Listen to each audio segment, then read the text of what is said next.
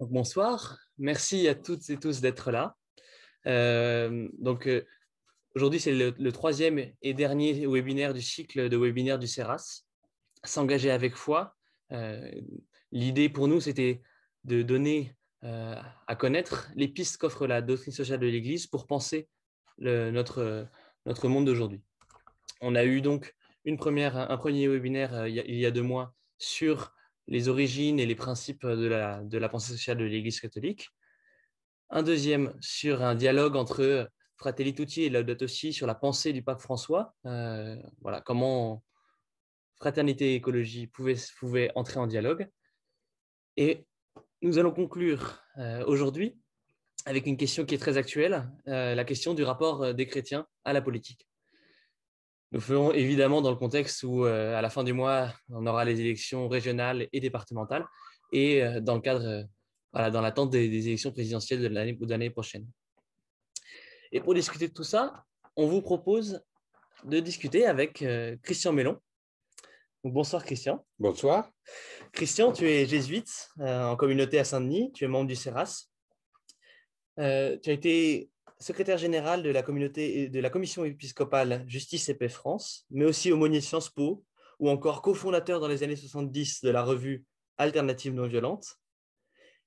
Et tu as cofondé et animé pendant 20 ans l'association La Politique, une bonne nouvelle, que certains connaissent sûrement.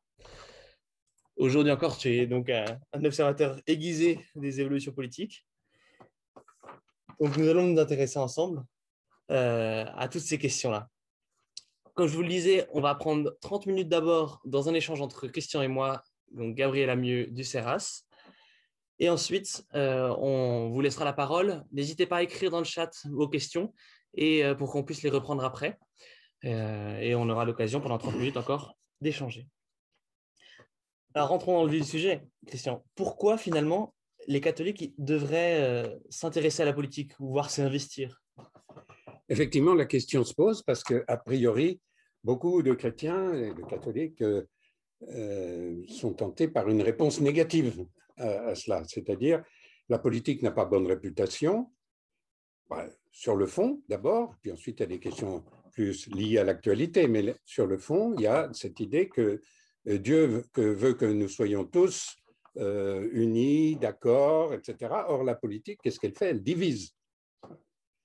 Et puis, il y a aussi des critiques qu'on connaît bien. Elle amène à transgresser la morale. Il faut mentir pour gagner les élections. Il faut dire du mal de ses adversaires pour rester au pouvoir. Il faut trahir ses convictions pour gouverner dans la durée.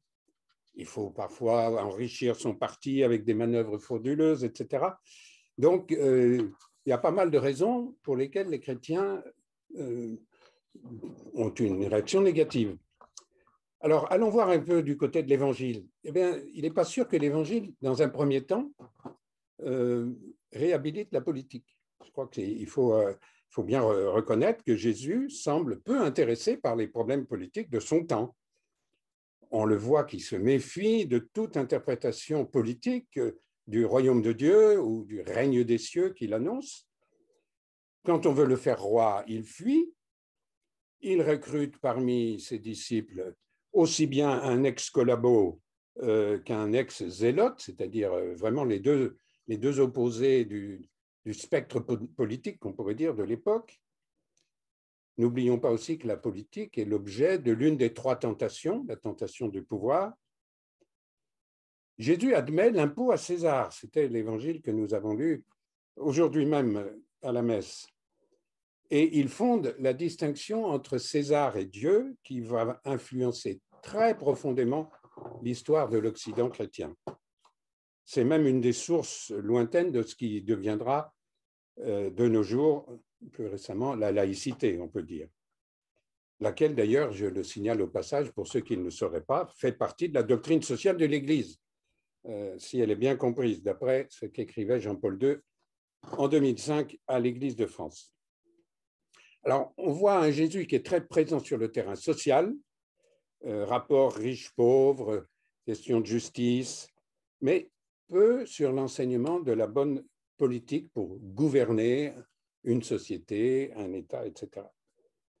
Son message, on peut dire, est subversif socialement. et religieusement, mais pas tellement politiquement. En plus, son refus de la violence, qui est assez radical et qu'on a tendance parfois à sous-estimer, accentue cet aspect, puisqu'on conçoit mal une politique sans aucun recours à la violence. Donc le royaume que Jésus annonce viendra comme fruit de la conversion des cœurs et pas tellement du changement des institutions. Le royaume de Dieu est tout proche de vous, il concerne chacun dans l'ordinaire de sa vie.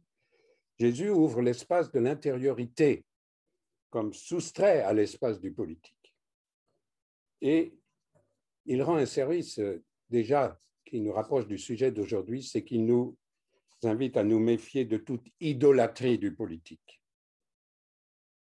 Je souligne cependant un point de son message qui a une portée politique importante, c'est l'universalisme. Jésus refuse de prendre quelque frontière que ce soit comme limitant l'entrée dans son royaume. Le peuple de ses fidèles ne sera pas constitué en fonction de critères comme le sang, le sol, la nation, ni même la religion, mais par le seul désir de faire la volonté de son Père.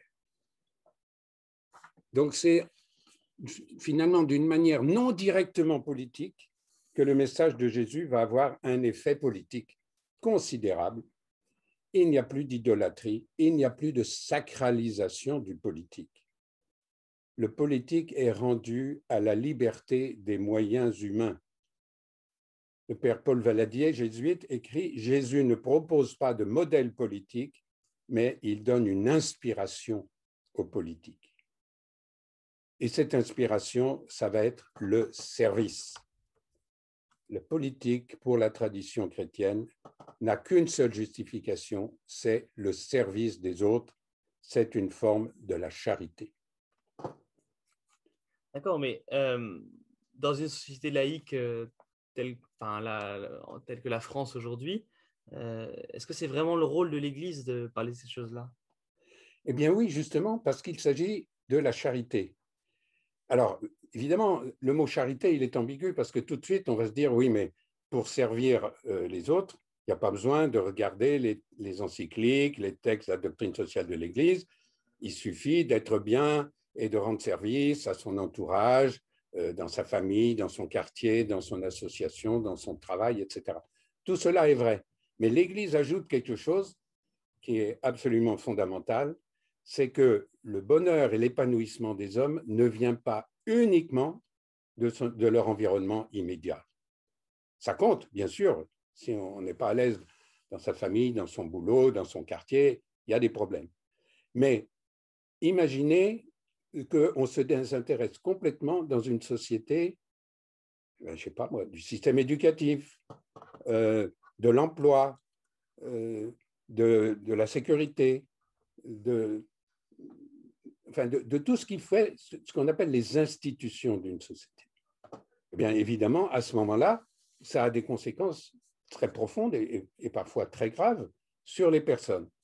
Donc, il faut se mettre dans la tête, et l'Église y contribue dans son enseignement et dans ses encycliques, que le service des autres ne passe pas uniquement par être gentil avec tout le monde. Voilà. C'est une nécessité, encore qu'on peut discuter sur le mot gentil, mais ça passe aussi par l'investissement pour ce qu'on appelle le bien commun. Là, on arrive à une notion centrale de la doctrine sociale de l'Église, le bien commun, pas simplement le bien autour de moi, le bien commun, le bien de la société, voilà, le bien du nous tous, car nous sommes appelés à faire corps et pas simplement et pas simplement à s'intéresser chacun à sa petite vie, voilà, le bien commun. Et alors, cela, ça suppose qu'on s'intéresse aux institutions de la société. Vous avez dans l'encyclique du pape Benoît XVI de 2009 une formule qui résume très bien cela. Il faut s'intéresser à la voie institutionnelle de la charité. La voie institutionnelle de la charité. Alors, ça paraît paradoxal parce que les mots institution et charité, d'habitude, il semble que ça ne va pas bien ensemble. Eh bien, c'est très précisément pour cela C'est là le nœud de la raison pour laquelle l'Église dit que le champ politique est un champ de la charité. C'est parce qu'il faut s'intéresser aux institutions. Il y a une voie institutionnelle de la charité. D'accord, Voilà. mais alors, dans cette relation entre l'institution et la charité, on voit bien aujourd'hui que les chrétiens et les catholiques en particulier ne sont pas tous d'accord sur les manières d'orienter les institutions dans le sens du bien commun. Comment l'Église gère finalement cette pluralité d'opinions parmi les croyants? Et peut-être une question que moi je me pose, c'est est-ce que toutes les opinions se valent pour l'Église? Alors, c'est effectivement une question tout à fait cruciale, pas simplement à cause de la laïcité, bien sûr, c'est évident dans le cadre d'une société laïque démocratique, mais d'une manière plus générale, c'est la gestion du pluralisme des opinions, y compris à l'intérieur de l'Église. Voilà. Alors ça, c'est tout. Il faudrait refaire toute l'histoire du rapport de l'Église à la démocratie, hein, et qui est compliqué. S'il y a des historiens parmi ceux qui nous écoutent, ils savent que tout le 19e siècle a été marqué par une lutte, on peut dire carrément, de l'Église contre la démocratie. Bon, il y avait des raisons autres, des persécutions, enfin des aspects différents, mais enfin quand même dans l'ensemble. Et il y avait au tournant du XXe siècle un pluralisme déjà des chrétiens. Hein. On avait à la fois l'Action française et le Sillon, qui étaient vraiment les deux extrêmes, mais l'Église ne parlait pas du pluralisme. Voilà. Il y avait encore l'idée que les chrétiens devaient être tous du même avis, tous aller dans le même sens. Voilà, dans une société où la polarisation principale était entre le camp laïque et le camp chrétien. Voilà. Bon, ça, c'est une page qui a été tournée, en partie grâce à la loi de 1905, d'ailleurs. Et donc, il y a eu, disons, la première fois qu'il y a un ralliement, enfin oui, le ralliement explicite de l'Église à la démocratie, c'est dans un message du pape Pie XII en 1944, un message de Noël, où le pape reconnaît que la démocratie est un régime légitime et louable. Alors, cela va être confirmé, bien sûr, par Gaudium et Spes au Concile du Vatican. Et ça, c'est donc le ralliement. L'Église reconnaît que la démocratie est une forme politique légitime, et même ensuite, chez Jean-Paul II, ce sera même considéré comme la seule vraiment légitime. Donc, il y a un pas de plus. Mais en ce qui concerne les positions à l'intérieur de l'Église, le principe du pluralisme va être, disons, reconnu de manière très ferme et très nette par le Concile. Voilà. Il faudrait que je puisse lire la question. Voilà. Vatican II. Citoyens du monde. Voilà. Les pères conciliaires écrivent ceci dans Gaudium et Spes. Fréquemment, parlant des chrétiens, parlant des catholiques, c'est leur vision chrétienne des choses qui les inclinera à telle ou telle solution, selon les circonstances. Mais d'autres fidèles, avec une égale sincérité, pourront en juger autrement, comme il advient souvent, et à bon droit. Ces mots à bon droit sont absolument essentiels. Ça veut dire, ce n'est pas quelque chose qu'on regrette. Ah, c'est dommage, les chrétiens ne sont pas tous dans le même camp, dans le même parti, etc. Non, à bon droit, c'est-à-dire c'est une bonne chose qu'il y ait un respect des différences d'analyse. Alors, on verra plus tard que ce pluralisme a quand même des limites. Sur le fond, on vise tous le bien commun, on est censé en tout cas tous viser le bien commun, le service de la société, etc. Mais en ce qui concerne les chemins politiques pour y arriver, il y a des divergences et elles sont légitimes. C'est ce que dit le Concile avec ce à bon droit. Et le Concile va même plus loin parce qu'il interdit aux chrétiens d'annexer pour leur opinion politique l'autorité de l'Église. S'il arrive que beaucoup font un lien facile entre les options des uns ou des autres et le message évangélique, on se souviendra en pareil cas que personne n'a le droit de revendiquer d'une manière exclusive pour son opinion l'autorité de l'Église. Personne n'a le droit de revendiquer d'une manière exclusive pour son opinion l'autorité de l'Église. Gaudium et Spes, 43. Ceci va être développé encore beaucoup dans les années après. Il y a un fameux texte des évêques français pour une pratique chrétienne de la politique en 1972. Donc, le pluralisme, il n'est pas simplement constaté, mais il est légitimé. Voilà. D'accord, mais est-ce que ça veut dire que en tant que chrétien, on peut tenir n'importe quelle position politique et ça sera légitimé par l'Église? Si, dans ce cas, à quoi sert toute la doctrine sociale de l'Église qui va donner quand même des orientations un peu claires? Alors, voilà, les limites, c'est justement de respecter les grands principes de la doctrine sociale de l'Église, enfin, les valeurs fondamentales de l'Évangile, car il y a quand même même s'ils ne sont pas directement politiques, mais il y a des paroles du Christ, des attitudes de la tradition chrétienne de l'Église primitive, etc., qui montrent qu'il y a des choses qui sont incompatibles avec la foi chrétienne. Et donc, par exemple, dans le texte des évêques français que je citais tout à l'heure, il rappelle que l'Évangile n'est pas neutre.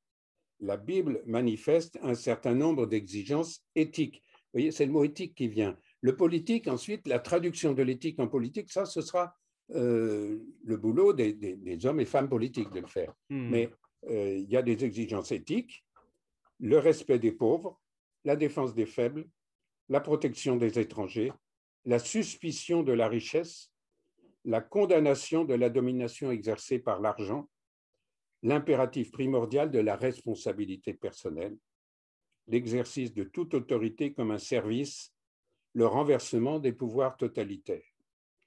Aucun chrétien n'a le droit, sous peine de trahir sa foi, de soutenir des options qui acceptent, prônent, engendrent ou consolident ce que la révélation, tout comme la conscience humaine, réprouve. Donc, on voit là le pluralisme. Le pluralisme, il est plus dans la manière d'atteindre ces objectifs-là et de respecter ces valeurs. Mais les chrétiens, enfin les catholiques qui se veulent fidèles à l'enseignement du Christ et à l'enseignement de la doctrine sociale de l'Église, ne peuvent pas faire des exceptions, ne peuvent pas mépriser des objectifs de ce genre. Voilà la liste qui a été faite par l'épiscopat français au début des années 70. Voilà.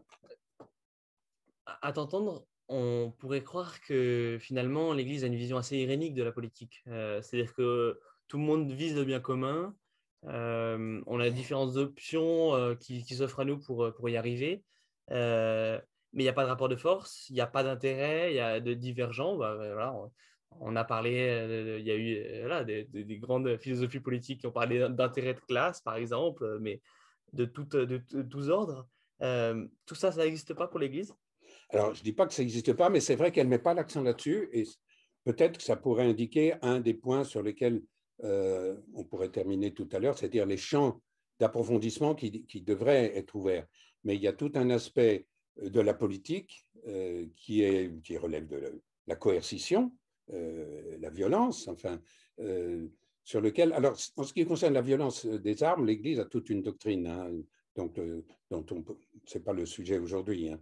Mais la police, la justice, tout ça, l'Église suppose bien sûr que les personnes qui exercent ces missions le font dans un esprit de service, dans un esprit de respect de la dignité de la personne humaine.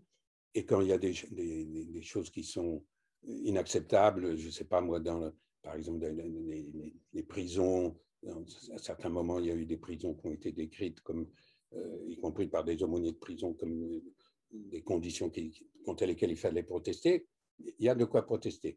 Mais l'aspect coercitif de la politique n'est pas mis en avant, disons, suffisamment par l'Église, qui parle plus de la politique comme une manière d'unir les volontés pour gérer ensemble. Elle parle très souvent de gestion, c'est un mot important, ou bien elle parle des autorités politiques, beaucoup plus que des pouvoirs politiques, enfin, dans les textes du Concile. Ça va être rectifié un petit peu ensuite, quand le paysage va devenir beaucoup plus chaud dans les années 70, avec les idéologies, etc. Mais dans les textes du Concile, c'est vrai que cet aspect-là n'est pas mis tellement en avant. Alors, tu peux faire une petite précision peut-être, parce que ce n'est pas forcément évident pour tout le monde, la nuance entre autorité et pouvoir? Ah ben, le mot autorité, c'est un mot qui a des connotations très positives pour des chrétiens. L'autorité, chez saint Paul, il y a des phrases, enfin, autorité, ça suppose un rapport à l'autre qui n'est pas coercitif. Pouvoir, ben justement, Jésus refuse le pouvoir. Voilà. Alors ça, c'est un vrai problème, à mon sens, et pas simplement à mon sens. En fait, tous les gens qui ont fait de la philosophie politique savent que la philosophie, que la politique, ça a à voir avec le pouvoir. Alors, toute la question, c'est justement, est-ce que c'est un pouvoir qui est visé et acquis pour servir ou pour se servir? C'est un peu sommaire comme distinction, évidemment, c'est facile. Si on pose le problème comme ça, il y a une dichotomie très simple. Mais enfin, quand même, je crois qu'il y a là quelque chose d'assez radical. Jésus refuse le pouvoir, justement, quand on lui donne le pouvoir, sans préciser pourquoi, juste le pouvoir pour être le plus grand. C'est ça qu'il refuse, c'est ça qu'il critique chez les apôtres qui veulent être plus grands que les autres, etc. En revanche, du pouvoir que l'on vise par des moyens légitimes et pas immoraux, pour pouvoir faire quelque chose. Donc, s'il y a un complément au verbe pouvoir, là, il n'y a aucune raison de s'en méfier. Mais il faut se méfier du pouvoir, le mot pouvoir, si on lui met aucun complément, si c'est le pouvoir. Là, le chrétien, là-dessus, il a un réflexe de recul. Si c'est faire de la politique pour pouvoir transformer les lois, transformer les situations, transformer les structures, transformer les institutions, on est en plein dans la voie institutionnelle de la charité dont parle le pape Benoît XVI. Effectivement. Et puis, ouais, ça évoque aussi une question, un principe que j'ai découvert récemment. C'était dans la doctrine sociale de l'Église, enfin, pas le principe, mais la notion en tout cas de structure de péché contre lesquelles il faut lutter depuis les années 70-80. La formule structure de péché arrive chez Jean-Paul II dans son encyclique de 86, Sollicitudo Rei Socialis. Voilà. Ça avait fait beaucoup causer à l'époque, mais je crois que c'est une idée juste, c'est-à-dire l'idée que s'il y a du mal dans le monde, ce n'est pas simplement parce qu'il y a des gens qui commettent des péchés, ça on le sait, ou qui font des choses immorales, etc. Des politiciens qui en mettent plein les poches, qui oppriment, etc. Non, c'est qu'il y a des structures, c'est-à-dire des fonctionnements, des institutions, on dirait Benoît XVI, qui sont mauvaises, quoi, des structures d'injustice. L'injustice, par exemple, quand vous avez une situation de très grande justice, avec des gens très riches et des gens très pauvres, par exemple, est-ce que c'est uniquement la faute des gens très riches qui s'en mettent plein les poches et qui oublient les pauvres? Non, c'est que le système économique qui permet ça est fondamentalement mauvais. Voilà. Et là, il y a une exigence d'y porter remède. Et ça ne peut être que par l'action politique. On va arriver sur la fin.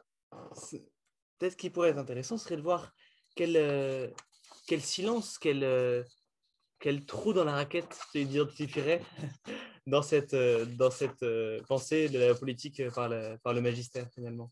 Alors, un certain nombre ont déjà été évoqués. Je pense qu'il y a à mener une réflexion plus approfondie sur la question de la coercition, c'est-à-dire, encore une fois, l'Église accepte le conflit, enfin l'Évangile d'ailleurs, contrairement à ce que croient beaucoup de chrétiens, le conflit n'est pas du tout anti-évangélique, c'est la violence qui est anti-évangélique.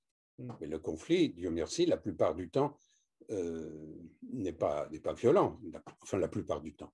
Disons, l'idéal du conflit, selon l'Évangile, c'est le conflit où l'autre est respecté. Ça ne veut pas dire qu'on estime que tout ce qu'il fait est bien. Il s'agit de lutter. Il s'agit toujours de lutter. Il y a à mettre hors d'état de nuire des personnes ou des forces ou des structures qui nuisent gravement à la dignité humaine, etc. Donc, cet aspect de conflit n'est pas du tout absent, à mon avis, de l'éthique chrétienne. Mais c'est vrai qu'il est peu valorisé et peu mis en avant dans l'enseignement de l'Église sur le politique. Voilà. Or, pourtant, le politique, c'est le lieu du conflit. Je dirais même, ce qui pourrait définir le politique, c'est ce qui permet de vivre les conflits de manière non violente. Voilà. Asymptotiquement, évidemment, avec le moins de violence possible. Ça pourrait être. Un autre point, à mon avis, sur lequel la réflexion chrétienne pourrait s'approfondir, c'est tous les débats contemporains sur la représentation politique. Voilà. On s'y emploie en ce moment à la revue Projet, beaucoup de gens y réfléchissent. L'Église est tout à fait pour le principe des élections libres et elle nous encourage à aller voter. Mais il est vrai qu'il y a des questions sur est-ce que c'est vraiment le nec plus ultra de la démocratie? C'en est le fondement. Hein. Je pense qu'il ne faut pas jeter trop vite aux oubliettes de l'histoire ce principe fondamental du suffrage universel libre, à condition qu'il s'exerce librement et que les conditions des élections. Mais ça ne peut pas être le tout. L'Église ne dit pas que c'est le tout d'ailleurs, mais elle n'a pas beaucoup articulé cet aspect de son enseignement sur la politique avec un autre aspect de sa doctrine sociale qui est le respect très profond des institutions intermédiaires, voilà, des corps intermédiaires, c'est le terme habituel, c'est-à-dire tout l'associatif ou le syndical, ou voilà. L'Église est peu jacobine pour ça, ne serait-ce qu'à cause du principe de subsidiarité. Il faut arriver à mobiliser pour le bien commun, bien sûr la puissance de l'État, etc., mais aussi les associations, les syndicats, tout ce qui fait le tissu social. Voilà. Et ça fait partie de la doctrine sociale de l'Église. Simplement, c'est sa valeur politique qui pourrait être davantage faire l'objet de réflexion. Mais je crois que c'est important, puisqu'on n'a pas encore cité le pape François, mais de rappeler que le pape François tient beaucoup à cette articulation. Dans Laudato Si, quand on en arrive aux recommandations, il recommande bien sûr tout ce qui pourrait relever des changements individuels ou personnels ou de petits groupes, hein, ce qu'on pourrait appeler maintenant l'oiseau, le colibri, merci. Hein. Mais le pape dit, attention, il faut aussi un amour civil et politique. Parce que tout le monde sait bien que tout ce qu'on pourra faire pour réduire notre consommation de viande ou réduire le chauffage, etc., s'il faut le faire, ça ne résout que 20 ou 30% du problème. L'essentiel, il passe par des décisions qui vont être prises dans les COP 21, 22, 23, 24, 25, et qui deviendraient enfin plus contraignantes. Enfin, y a une nécessité du politique. Et entre les deux, il y a tout l'associatif. Alors, je vous invite à relire dans Laudato Si un très grand éloge par le pape François de tout ce qu'on fait dans les associations, justement, pour lutter contre le réchauffement climatique et pour une planète plus vivable. Et il va même jusqu'à dire que ceux qui vivent ça font une profonde expérience spirituelle.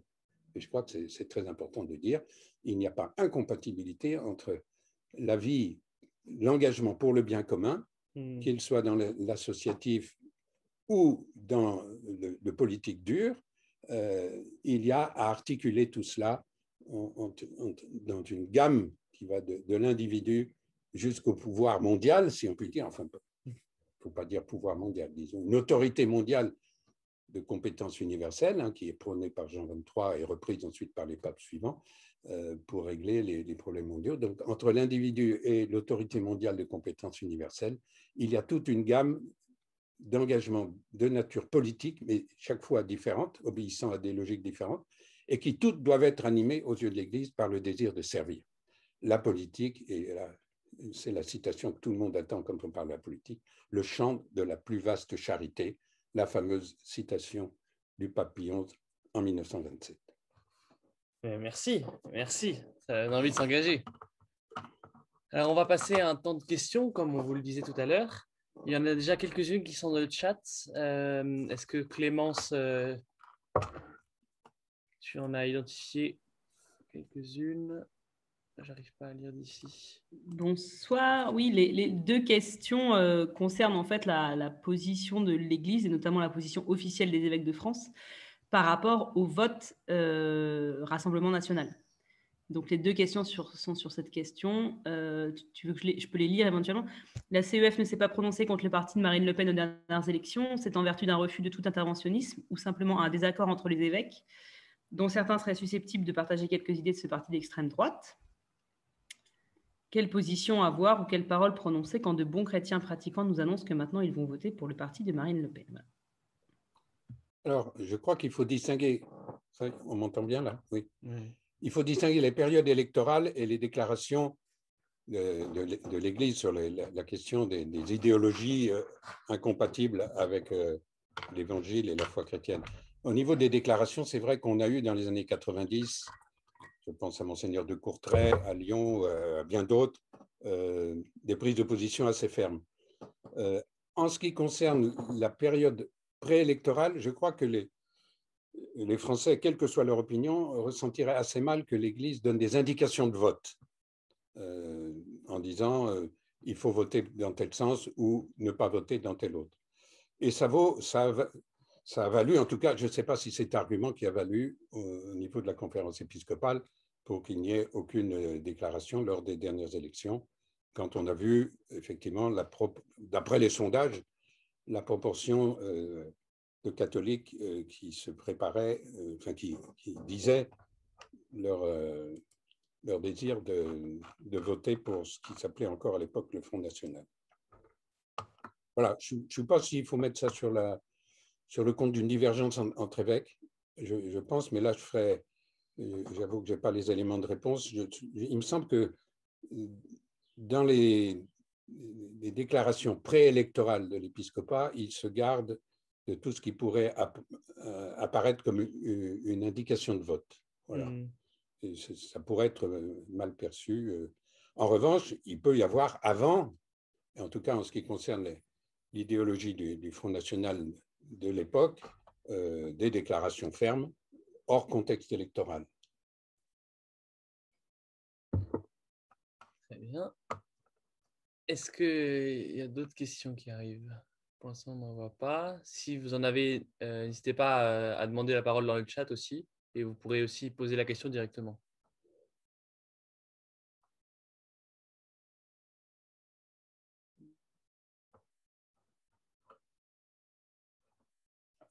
Bon, on peut reprendre d'autres questions alors. Reprenons d'autres questions pour le moment.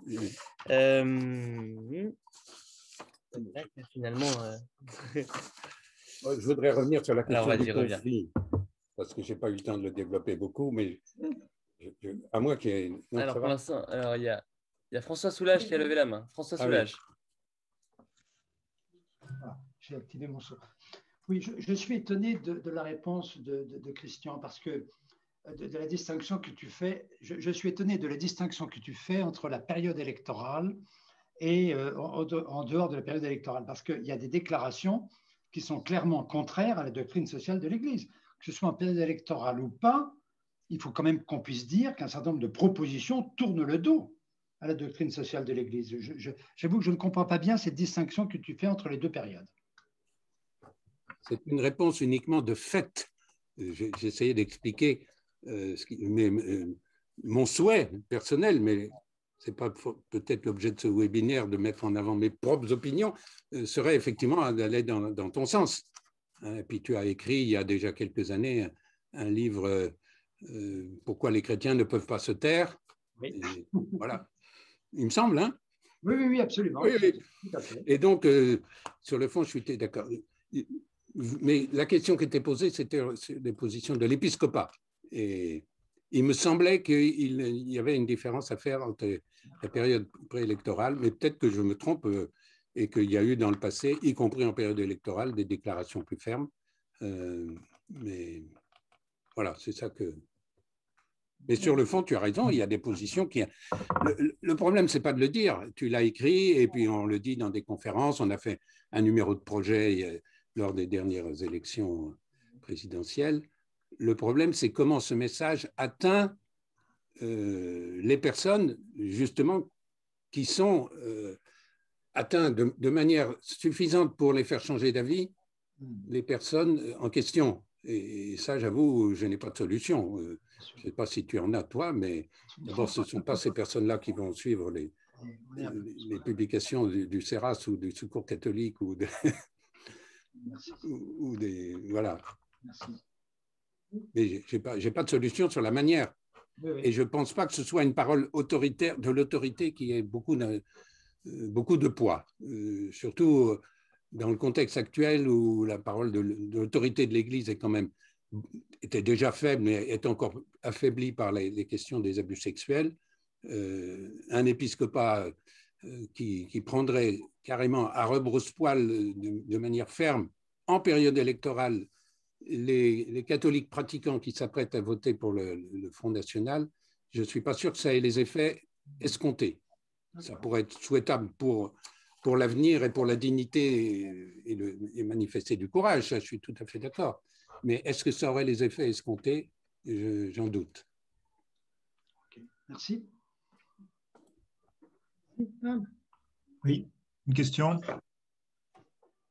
Allez-y. Oui, autour de la question du pluralisme.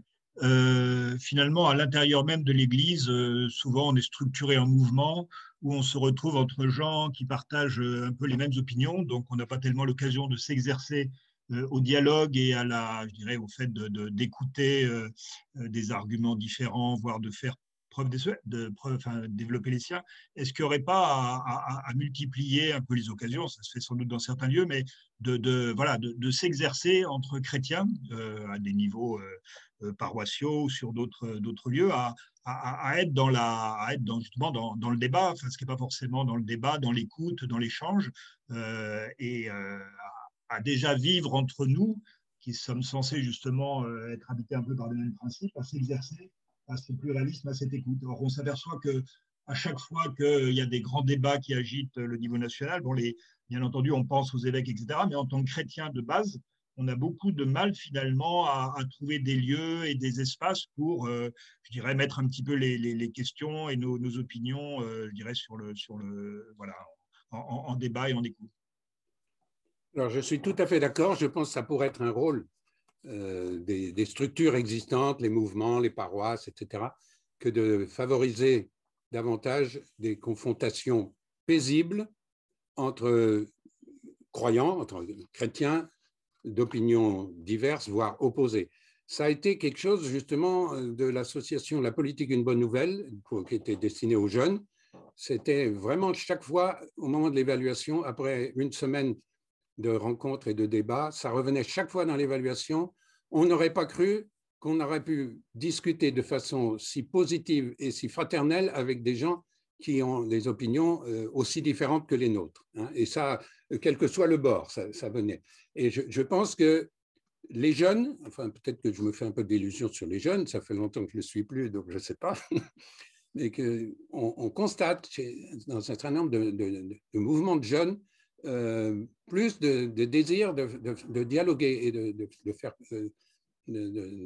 d'échanger des opinions éventuellement différentes, notamment dans la mouvance écologique où on a la mouvance du mouvement limite, on a d'autres, etc.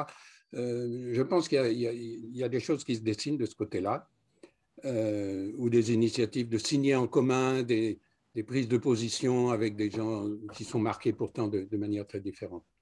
Donc, je ne suis pas complètement pessimiste sur cette question. Et pour les plus anciens qui se souviendraient des années 70, je vous rappelle qu'un grand débat dans certains milieux, pas partout, des années 70, c'était de savoir si on pouvait aller communier ensemble alors qu'on allait, en sortant de la messe, voter pour des partis différents.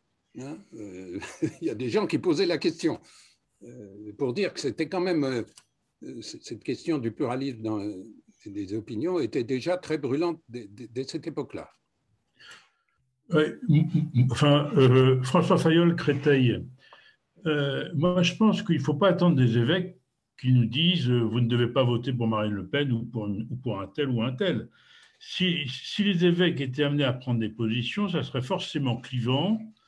Leur rôle de communion serait un peu perdu de vue parce qu'on ne voterait pas Marine Le Pen, on ne devrait pas voter pour ceux qui sont pour le mariage pour tous, etc., etc.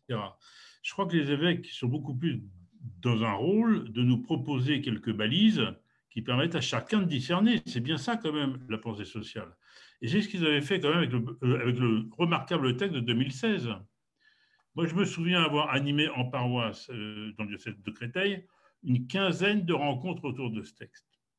Je connaissais beaucoup de gens dans les salles paroissiales, des gens très différents, mais ça n'empêche qu'on a amené chacun à se dire moi, je privilégie ça comme mode d'approche. Après que le vote dans l'urne soit différent, c'est évident. Bon.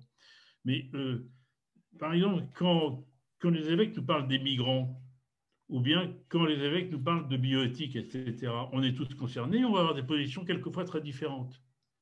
Ça n'empêche qu'on peut effectivement sereinement, comme le disait Philippe, dans des rencontres paroissiales, se poser les questions, se poser les... C'est quoi les balises? Moi, je fais de la voile, j'aime bien le mot balise, parce que voilà, on sait où sont les dangers avec ça. Voilà.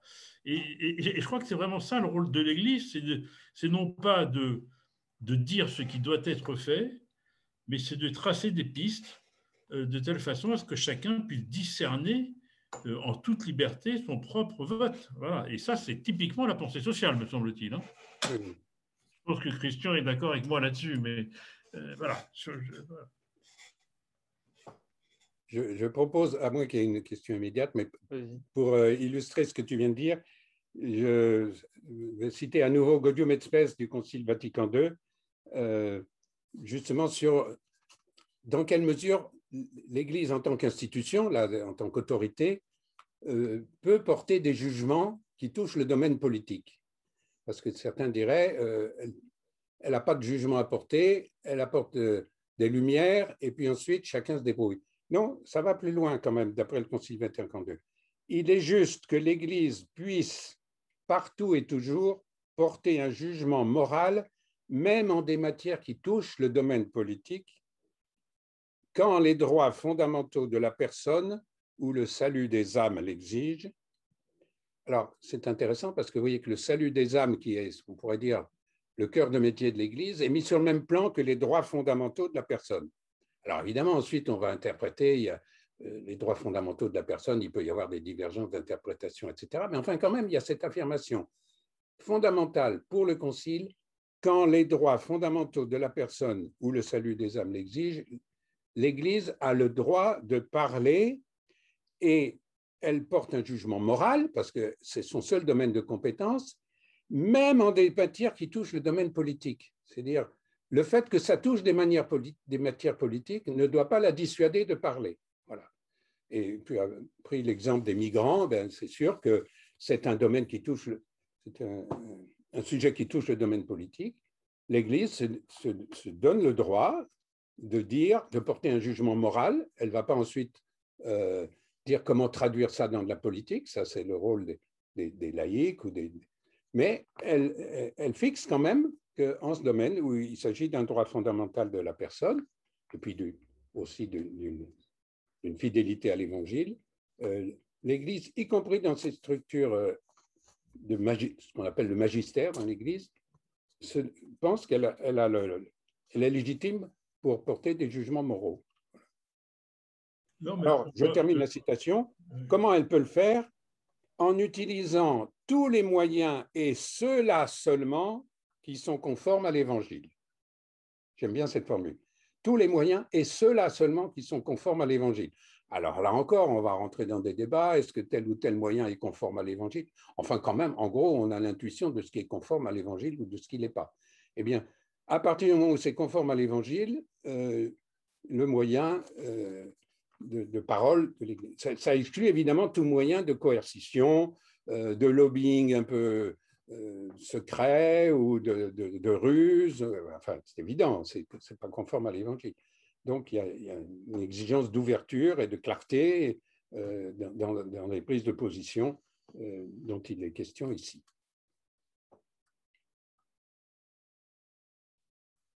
Alors, s'il n'y a pas d'autres questions, je voudrais poser une qui fait écho à ton dernier article dans la revue Projet. C'est la question du rapport à la loi et la possibilité de désobéir quand on est un citoyen. Parce que finalement, on pourrait entendre dans le texte qu'on a lu aujourd'hui à la messe de « Rendez à César ce qui est à César », qu'il faut obéir à la loi de son pays. Donc, comment on conjugue, comment l'Église conjugue la question morale, la question voilà, de qu'est-ce que faire le bien, et à la fois la question de respect de la loi. La réponse, elle est simple. Il vous suffit d'ouvrir le catéchisme de l'Église catholique à l'article. Je ne sais plus. Tu as un numéro de projet là? Tu peux. Je vais chercher le numéro de projet. Je l'ai cité en encadré dans mon article sur la désobéissance civile, dans le dernier numéro de projet. Ça tient en une phrase du catéchisme de l'Église catholique qui ne concerne. Voilà. Voilà, article 2242.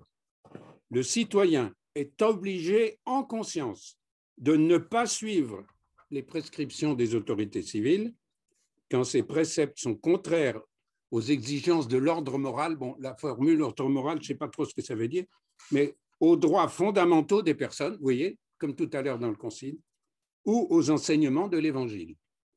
Donc, quand les exigences des autorités civiles, les prescriptions des autorités civiles sont contraires aux exigences de l'Évangile, aux droits fondamentaux des personnes, le citoyen n'a pas simplement l'autorisation, mais il est obligé en conscience de ne pas les suivre. C'est fort, c'est le catéchisme. Donc, je ne sais pas si ça répond à ta question. Alors ensuite, il faut voir les modalités, le quand, le comment, bon, savoir distinguer l'objection de conscience et la désobéissance civile. Enfin, bon, ce serait un autre débat. Mais sur le fond, voilà, la loi, rendez à César ce qui est à César, oui, sauf si César ordonne un génocide, quand même. Hein. Alors, François Soulage, de nouveau. Ah non, c'est un autre. Non, là on voit François. J'ai vu que François Soulage avait levé la main. Oui, voilà. Parce que j'avais coupé le micro. Oui, justement, à propos de la désobéissance civile, dans le petit livre dont tu as parlé, Christian, on avait travaillé là-dessus avec Geneviève Médévielle, on s'était dit, le problème, c'est du discernement. C'est-à-dire, qu'est-ce que cette désobéissance civile, il faut tout de même qu'il y ait un travail de discernement. Ça ne peut pas être un geste individuel. Il faut probablement la travailler avec d'autres, ce qui change un tout petit peu la nature. Est-ce que tu es d'accord sur cette idée qu'il y a quand même un problème de discernement pour qu'on puisse savoir à quoi on joue en faisant cette désobéissance civile?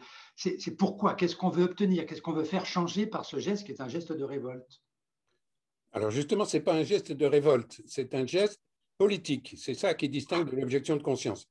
L'objection de conscience n'est pas politique, parce qu'elle est individuelle. Et à mon avis, pour du politique, il faut être un certain nombre, il faut faire force. Donc, la désobéissance civile, ça ne veut pas dire que je suis prêt à bénir tout ce qui fait sous ce nom-là, hein, parce qu'il faut du discernement. Mais c'est par définition, je dirais, ce qui la distingue de l'objection de conscience, c'est que c'est politique.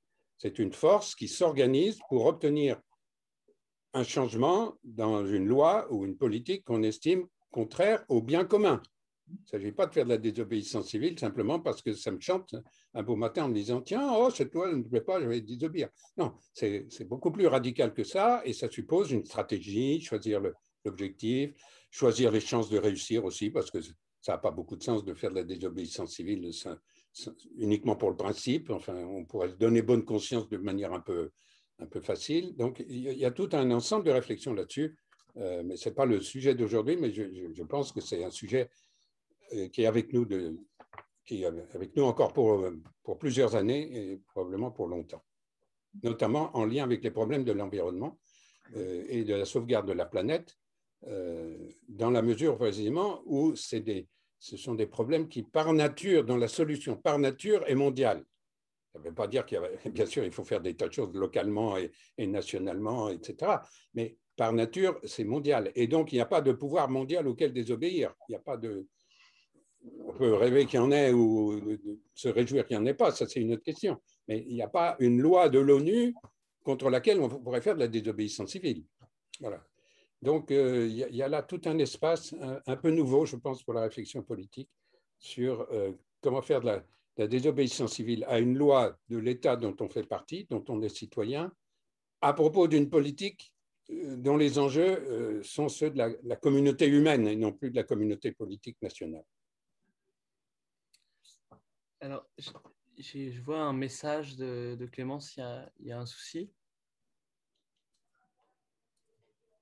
Non, bon, ça a l'air d'être bon. Est-ce qu'il y a d'autres questions, interventions avant de clore, peut-être? Moi, je ne vous vois plus, mais peut-être que c'est que moi. Ah, est-ce que c'est un problème qui est partagé? Qu'est-ce qu'il y a? Apparemment, Clémence ne nous voit plus, mais je ne sais pas si c'est tout le monde. Si c'est que moi, c'est pas grave. Oui, c'est que moi. Très bien. C'est que toi. Bon, très bien. Est-ce qu'il y a encore quelques minutes ou... Il y a encore quelques minutes. Si tu veux rajouter un point. Oui, je voudrais revenir sur la notion de conflit, parce qu'elle est tout à fait au cœur de la méfiance des chrétiens vis-à-vis du politique, c'est par là que j'ai commencé. La politique, c'est mauvais parce que ça nous met en conflit. Bon, on a vu que le conflit est légitime, etc. Mais je te propose de revenir à l'Évangile, là encore. Jésus n'a pas dit « n'ayez pas d'ennemis ». Où donc vous avez vu ça? Jésus a dit « aimez vos ennemis », ce qui suppose qu'on en a. Bon. Non, mais vous avez l'impression que je joue sur les mots, mais pas du tout, c'est très profond.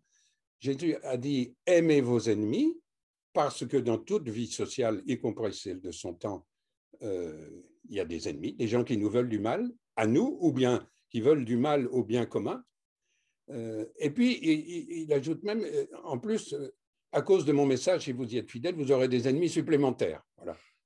On aura pour ennemis les gens de sa maison. Voilà. Donc, il y a des ennemis. Et je crois que c'est important de rompre avec une idée bisounours, comme on dit, de la morale et de la non-violence évangélique. Ce que Jésus nous dit, c'est que ces ennemis, il faut les aimer, c'est-à-dire les respecter, essayer de faire en sorte qu'ils ne nuisent plus, donc trouver des moyens non violents pour les mettre hors d'état de nuire et de faire du mal, bien sûr, mais qu'ils ne soient pas blessés ni dans leur vie physique, ni dans leur, ni dans leur dignité. Voilà, ni dans leur dignité. Et je crois que c'est très important, c'est ça la conception chrétienne du conflit, c'est pas les ennemis sont à combattre jusqu'à la mort, c'est les ennemis sont à combattre jusqu'à ce qu'ils cessent de faire du mal, et pour ça, il faut inventer des moyens. Alors, on ne les trouve pas forcément dans l'Évangile et dans la Bible, on les trouve dans l'histoire, avec Gandhi, avec Luther King, avec Solidarność, avec des tas de mouvements qui ont réussi à faire un peu plus de justice, un peu plus de paix, un peu moins de péché structurel, sans pour autant mettre le monde à feu et à sang. Et je crois que ça, c'est un vrai problème, un vrai enjeu pour nous aujourd'hui. Merci de conclure comme ça. C'est donc la fin de notre troisième webinaire de la série S'engager avec foi. On vous remercie d'avoir été attentif et attentive sur toute cette séquence. Et n'hésitez pas à nous écrire pour nous donner votre avis, vos ressentis sur ces webinaires. Peut-être nous dire aussi quel thème vous voudriez qu'on aborde lors de prochains webinaires, sûrement plutôt à la rentrée en septembre. Et n'oubliez pas que nous continuons à avoir des propositions, que ce soit des webinaires, mais aussi des propositions en termes de formation ou de rencontres en lien avec d'autres mouvements d'église. Et notamment, il me semble que Clémence l'a mis dans le chat, en ce moment, nous avons une proposition que nous développons à destination des élus. Donc, n'hésitez pas à nous écrire si vous êtes intéressé pour participer à tout ça. Vous pouvez évidemment aussi retrouver toutes les références de ce dont on a parlé ce soir sur le site doctrinesocialcatholique.fr et des ressources audiovisuelles, c'est toujours intéressant, sur les divers sites du CERAS, notamment Jeunes et engagés. Voilà, c'est une excellente série de Martin Monti-Lalobi. Merci à toutes et à tous et à très bientôt. Merci beaucoup. Au revoir. Merci. Au revoir. Merci. Merci.